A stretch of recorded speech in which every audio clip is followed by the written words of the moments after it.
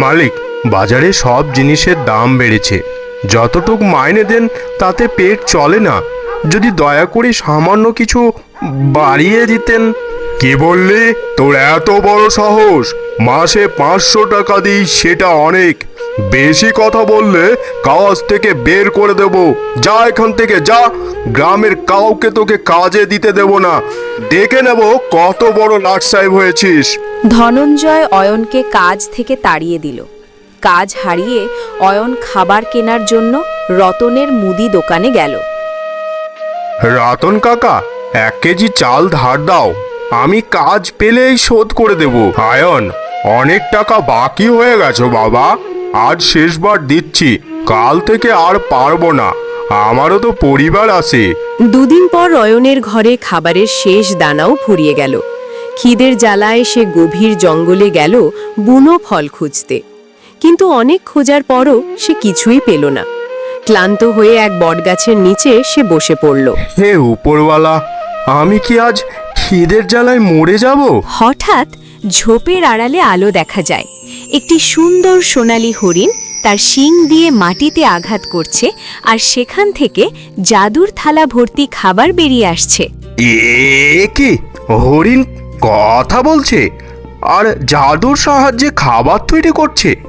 যদি এটা কোনো রাক্ষস হয়, পালাই পালাই, এখান থেকে পালাই। ভয় পেও না অয়ন, আমি তোমার কোনো ক্ষতি করব না। আমি জানি তুমি ক্ষুধার্ত।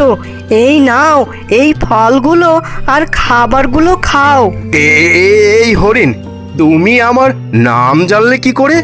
আর আর আরেকটা কথা বলবো, তুমি কি আমার বন্ধু হবে? আমি এই বনের মায়া। তোমার সরলতা দেখে আমি মুগ্ধ। আজ থেকে আমি তোমার বন্ধু। চলো তোমার ঘরে যাই।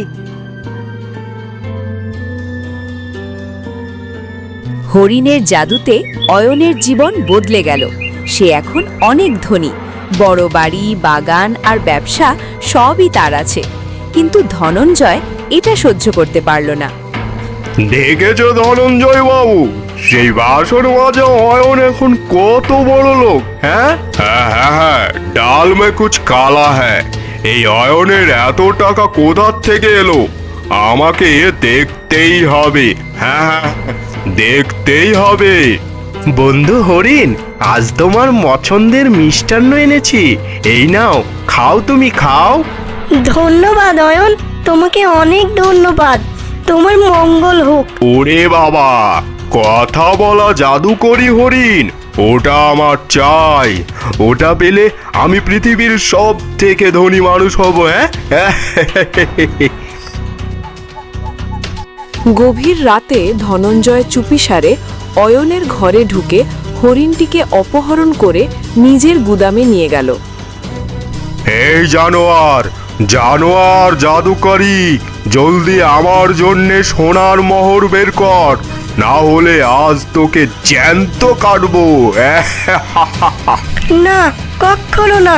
আমি কখনো করব না। আমি লোভী আর খারাপ মানুষের জন্য জাদু করি না, করি না আমি। করবি না? করবি না তুই? কি বলছিস তুই? করবি না? তবে তোকে মরতেই হবে, মরতেই হবে। ধনঞ্জয় হরিণটিকে আঘাত করে। পরদিন সকালে অয়ন হরিণকে না পেয়ে পাগলের মতো জঙ্গলে দৌড়ে যায়। বন্ধু হরিণ, ও বন্ধু হরিণ, কোথায় তুমি? কোথায় তুমি?